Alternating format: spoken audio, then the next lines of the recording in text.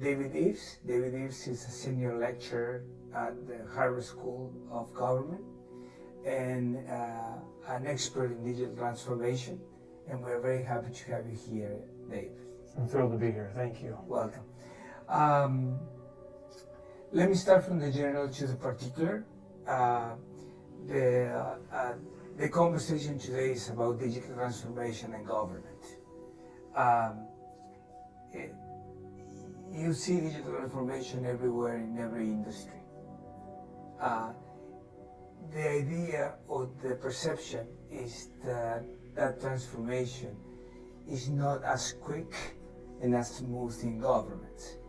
Is that a good perception or is it a bad perception?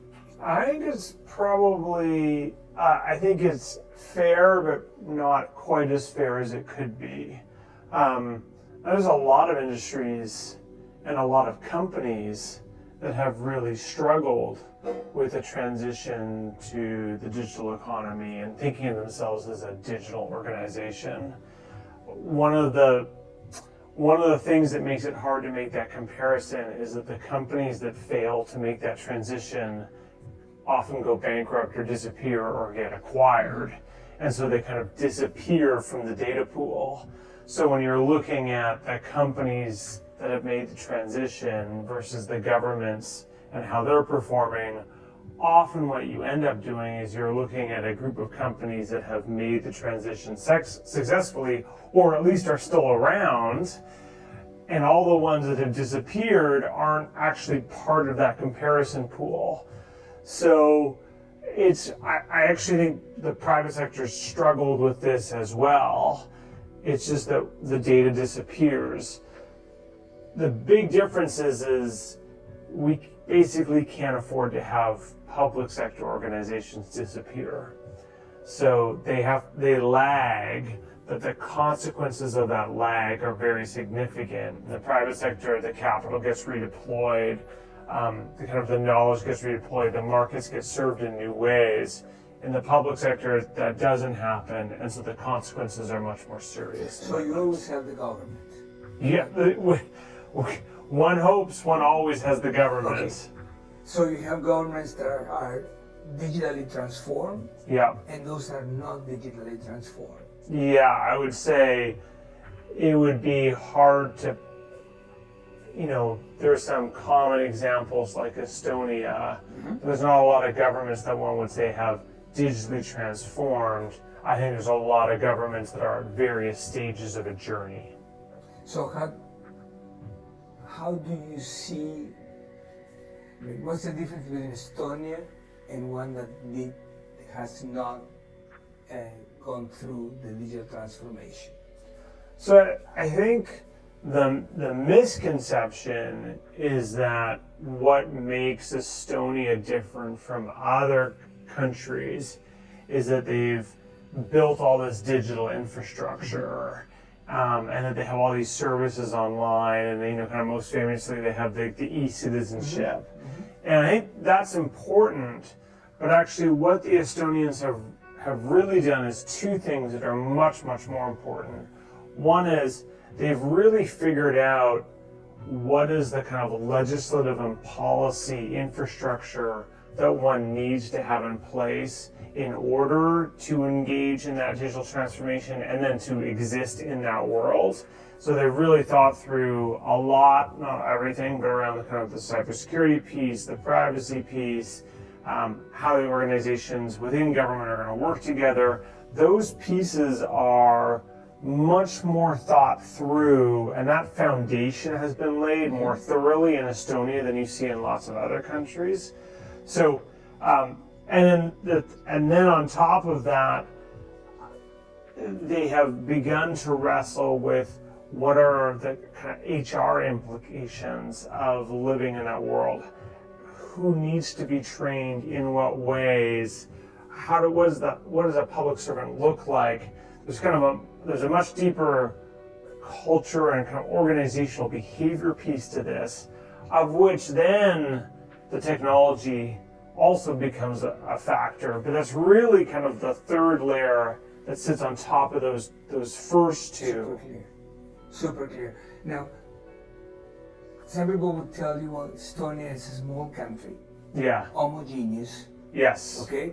And sometimes, especially in our country, Latin America and the Caribbean, countries are large and Yeah. heterogeneous. Yes. So, are we talking about something that we can actually compare? No, I think it's a great point. I think there are real limits to what you can compare Estonia to, and certainly the path that they took to get to where they got to, in my mind, is not highly replicable by most countries. There's probably some out there, but by most countries. So I'm Canadian, very, very large company, smaller population than some of the Latin American countries, but very diverse. I'm not at all convinced that Estonia offers a path for how we get from A to B, particularly kind of like, oh, you do step 1, then step 2, then step 3, then step 4.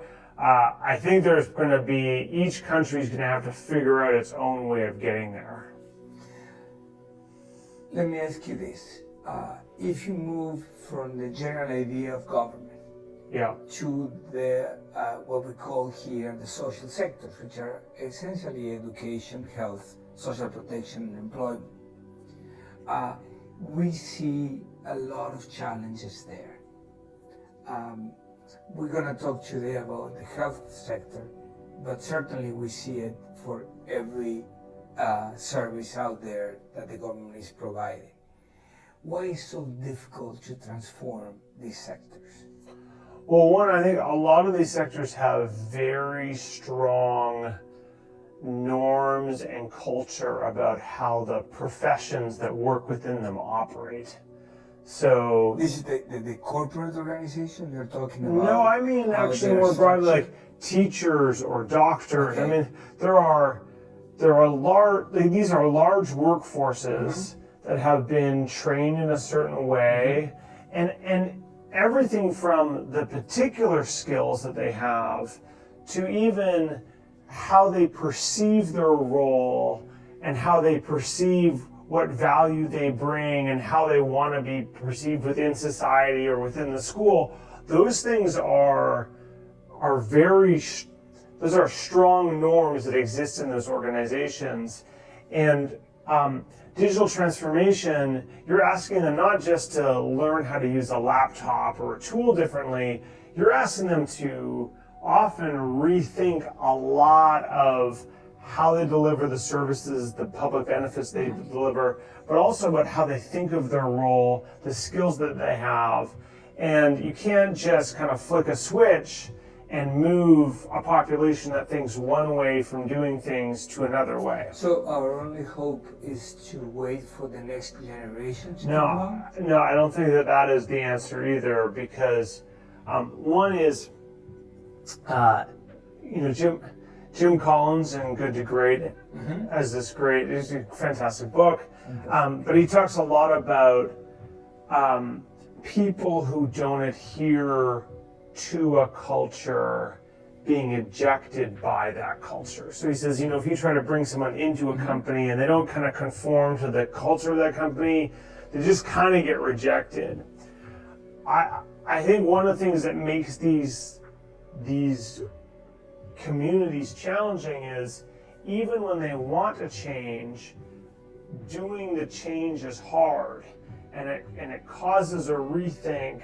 And a lot of people, even those who want to do that, large part of the culture may not want to, and so they kind of, even if they want to make the change, it's hard not to reject. And so it's not clear to me that having a new generation come in just magically solves the problem. There's still inside a set of culture, but also networks and infrastructure that push them to behaving a certain way. So, if you go now to the health sector, Yeah. Is that sector different than others in terms of what digital transformation means?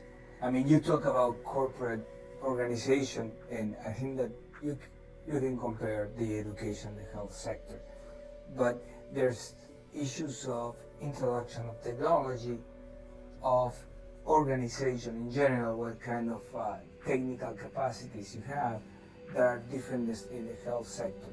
But tell me what's your It's a good question. I mean, one thing that I think does make a challenge is, I mentioned earlier, this notion of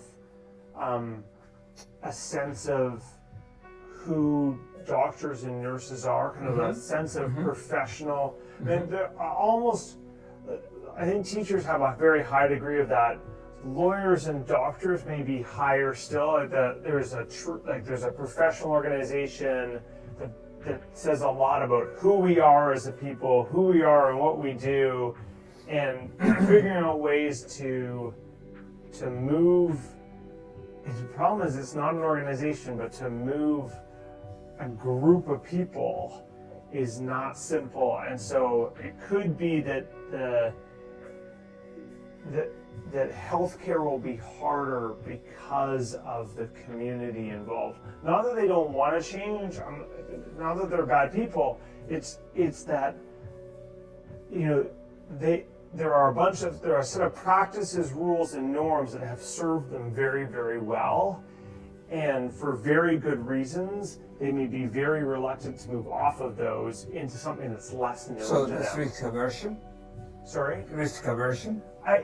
Risk aversion, but not in a healthy one. Again, these are rules that have and norms and cultures that have served them very well. So getting them to think differently or behave differently could be quite challenging. Let me turn it around. One of my favorite books is The Patient Will See You Now. Yeah. Okay, which I love the title. So it's at the future in the digital transformation era for the health system. The idea that the patient will have, control, and that will take, at the same time, personalization and a change in the way patients are served. Is that the future? I don't see much of that future so far. Okay. It's interesting. Actually, You were very careful there, so I Yeah. want to be sure that it's just is that coming or it's not coming fast enough. I don't see it coming quickly. Okay. For two reasons. One is the sheer shortage of doctors globally would suggest a pure supply and demand perspective that I don't think patients are going to have that power. Even in America, where there are more doctors often than many other places, it's not like patients are getting unlimited time with their doctors unless they have a significant sums of money. So from just a pure supply and demand perspective, it's hard to see that. It's interesting, when I think about doctors, in some ways I feel doctors may feel frustrated. I feel like, now patients push back way more. So there's definitely been a big culture shift among patients who are much less deferential, much more likely to question a doctor, get a second opinion. And so sometimes I worry that doctors feel like their position in society, not their position within their office, but their position with society has been diminished because people are much more questioning them. To be a doctor is still hugely valued, but it's not the same pillar of the community and that might have been 50 years ago. And patients are pushing back much more, and so but at the same time, the doctors are still incredibly, they're still rare enough to be hugely valued. So in some ways we have kind of the worst of both worlds. I think doctors are definitely feeling like society is moving around them, and I'm not sure they're happy about all the consequences of that. They're not happy that people are doing Google searches and coming and questioning them nonstop. And they don't have the time to spend with the patients that the patients want. And nor do I think they feel necessarily the respect that they may feel like their predecessors had. So in some ways we might be already in a little bit of a culture crisis, but I don't think the supply's there. Where I think, if you were to ask me why I think this transition in part will be challenging, I remember many years ago doing a workshop with a group of doctors, and we played this game where you line up along a line where you talk about, whether you agree or disagree with a statement. So one side's yes, one side's no. And someone asked the question, can a nurse with a computer replace a doctor? Good question. And all these doctors stood way over on the no side of the camp, except for one doctor who stood halfway between kind of maybe and yes. And then you interview them, you ask them why are they standing where they're standing, and all these doctors are like, no, the knowledge is too great. And this one doctor says, listen, I don't know if we can make the answer to this question yes, but if we don't make it yes, we're never going to solve the global health crisis. Because we can't train enough doctors in the next 20 or 30 or 50 years. Now let me push you back a little bit more. So, a nurse with a computer. Yeah. What about taking out the nurse?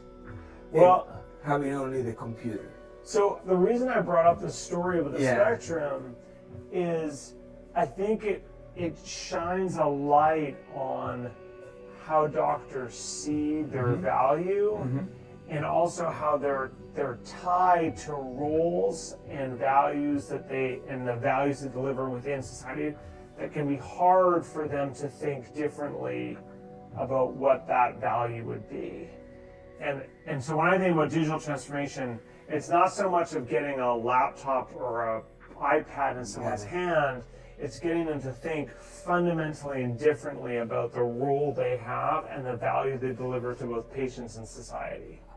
I was going for artificial intelligence. Yeah. And the anecdotal evidence that we have so far, that in some cases, yes, computers are more accurate, especially in diagnostics than anything else. But in some cases, that's at least the anecdotal evidence that we have, and that's what I wonder. Artificial intelligence and what the industry does and how it's going to be transformed. What's your point or your position there? So my sense is, I think there is some evidence to suggest that certain types of roles will be more effective with AI than potentially with doctors. Right now, those are relatively narrow. Will they become broader? I think is too soon. Here's what I think we do know. One is, I think it's not clear how patients are going to respond to that. So, patients, are they going to be happy having a robot telling them what their diagnosis is, or are they going to want to have a human do it, even if the human is less perfect? So it's not just doctors that need to change, it's also the general populace that needs to change. And then the other thing I think we do know is doctors plus AI are definitely going to be better than doctors on their own. Yeah. So what are we doing to help accelerate that? And then figure out where are the places where maybe just AI on its own are. But I would want to be focusing on where doctors plus AI, because all I know is that in the future, we're not getting rid of doctors. We're going to have doctors in some capacity. So we better figure out the culture of doctors plus AI and getting them really comfortable with that, and not start with AI minus the doctor, because then you're going to create a lot of resistance to that transition. But that's a challenge for doctors, of course. Yes. Because what I read essentially is that what used to be called in English bedside manners. Yes. They have to change. That is to say, if you have a machine on your side making the diagnostic, you need to be able to be more empathic and more close to the patient. A different role, so to speak. Do you think that's the case? So possibly, I can imagine worlds in which there is a person who sits between you and the doctor and who is kind of the empathy creator, since maybe the doctor is too busy. It could be that doctors are too busy. Like, it maybe they're rare enough that they have to allocate themselves to so many patients. They don't have the time or the capacity to be the empathetic person, and that we then actually create like a form of intermediary between patients and doctors who are delivering the news and taking the questions. Not a perfect So a world, career of the future. but that's a possible career. And maybe that person's interacting sometimes with the doctor and sometimes with the AI, but there's always a human in between the two of you. And I don't think that this is a new skill that's being brought on by AI. I remember one of my favorite studies showed doctors with poor bedside manner got sued more than doctors with good bedside manner, irrespective of the quality of care. So if you were a bad doctor but you had good bedside manner, patients didn't want to sue you because they're like, oh, I like my doctor. Whereas effective doctors who were really brisk, they would get sued even though they had made the right call. So I know the insurance companies are definitely interested in encouraging better bedside manner, but this is a challenge that I think we've been facing for a while already. Right, David. We have 1 more minute, so I'm gonna take full advantage of your time. So we're talking about healthcare, Latin America, and digital transformation. So if you were to talk to the average government official in the healthcare sector, and to advise them to push digital transformation, what are the 3 points that you would like them to remember most? Yeah, so I think the big mistake would be to invest in some large piece of software or system As a solution. Be like, yeah, we're going to build this, we're going to spend $100 million, we're going to build some big solution that's going to work for forever. And there's a lot of evidence that suggests that those types of approaches are not particularly productive. So that would be my first, is don't do that. Don't go.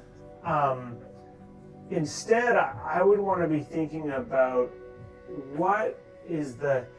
thinking about kind of digital infrastructure. What's the digital infrastructure that you want to guide the creation of the healthcare system? In particular, thinking about what are the data protocols and the data standards that you want to have everybody adhere to. I think there's too much permission is given to the providers of kind of information systems in the healthcare space to kind of set their own protocols, and then you kind of get vendor lock-in. Instead say, no, this is the protocol that we're going to use, this is the data standard we're going to use, and try to map those out, even starting with something small and then over time allowing it to scale out, and then allowing an ecosystem to grow on top of those standards strikes me as a much more important approach. So those would be 2. And then the third is really starting small and iterating your way.